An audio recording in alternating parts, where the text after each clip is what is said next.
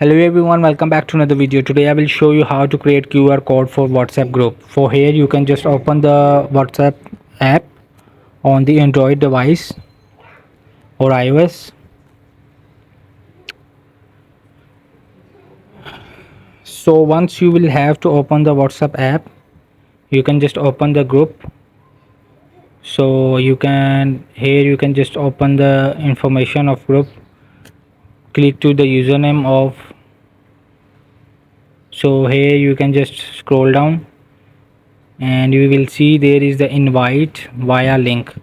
So you will have to just click to the invite via link. So here you can see, and the second last option is QR code. So here you can create a QR code of group,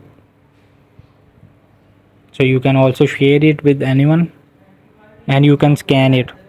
So hope this video help you. Please don't forget to like and subscribe and get notified for more videos.